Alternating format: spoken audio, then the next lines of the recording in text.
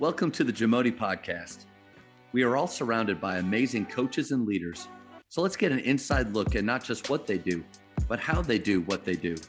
After all, becoming the best versions of ourselves is JAMODI, just a matter of doing it. One of the things I've struggled with over the years, and I think a lot of coaches do, is meeting with players when the how and the when behind it, like actually just making it happen, having some type of plan, and then really achieving what you want to achieve with these individual meetings. So what are some of your tips for that? All right. Now, I'll preface this by saying I tell my kids, my parents, everybody, trust is the most important thing. If I can't trust you, I'm not going to play you. And you're not going to want to play me if you don't. So what we've always done, we've had good success with the coaches. About twice a month, 2 weeks, depending on the situation and timing of everything, we are going to set appointments with our kids. And we're going to bring them in and we're going to talk about anything but basketball. Nice. And how's your apartment if you've got an apartment? How's your family? How your classes? How's your girlfriend? And twofold, we want to know, but it makes them know that we care. And I don't know about you, but as a player, if I knew my coach cared, I'd run through a wall for him. I remember a quick story about a kid that played for me, came in as a sophomore at free level, and I'm going to quit. What's going on? You're starting. You're great. You're good.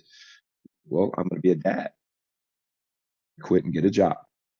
And I said, well, we figured it out, but he trusted us. Still talk to the kid daily. He's a great father to his kids, twins that he had. Graduated in 4 years and all that. But if we weren't doing those meetings, who knows what would have happened? Yeah. And we met with them afterwards and this and that. Just, what are you doing? How's life? Are you enjoying where we're at? If something bothering you?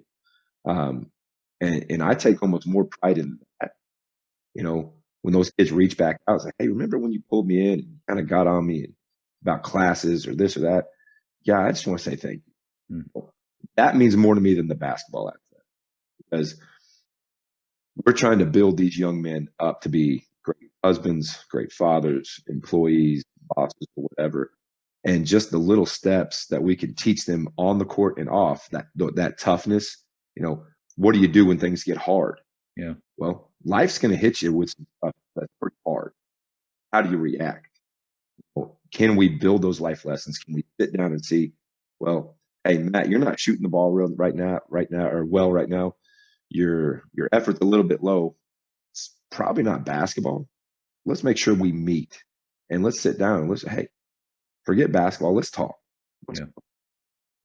I think that to me, and again, a lot of decisions that we make as coaches are things that we liked growing up as players. And what do we do to counteract that? Not that anything was bad, but we've probably done a better job of. I think that personal relationship to sitting down to, like, hey, I care about you as a person, not just what you can do for me on the court. And, I take great pride in that. I think the kids will play harder for you, knowing that. Yeah. That you're not just using them per se to try to your wins and then move on from them. I love the idea of meeting with them.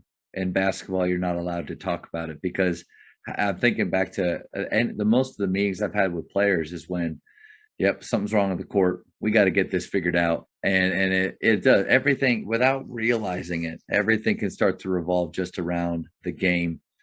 And then at the end of the day, all you're doing is you're creating maybe a better team that'll help you to win more, that will benefit your record and your legacy and whatever. But you might be forgetting about the human beings. And so a great reminder to what's the why behind what we're doing. And then I love the fact that at the college level, because I think you hear some, unfortunately, you just hear more of the horror stories of the business of college basketball and how it's not about the love anymore. But then here's a college coach talking about how it's way more about how they are as young men and how they grow up. A great reminder, and thank you for sharing that, man. No, absolutely. And I'm going to counter that. The basketball part, unfortunately, as we know, is a job, right? At college, but you're still a human being. Yeah. Let's make sure that you may not be the best player on the team, but let's make sure you're successful. You're the best at what you're going to do. Let's not, rob Peter to pay Paul. Let's make it all great. Yep. And that's what we try to do, because we're going to have guys that are 12, 13, 14. Let's give them the best experience we can.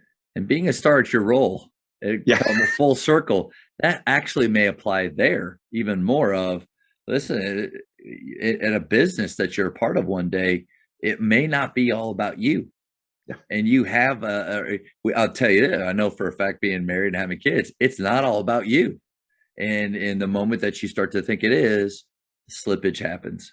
And, and that comparison being the thief of all joy happens. So yeah, man, so many life lessons that we can teach through the game. Absolutely. Thank you for checking out today's episode. Please take a moment to subscribe to this podcast, share it with your fellow coaches, and find us on social media for what's coming up next on the JAMODI podcast. It's just a matter of doing it.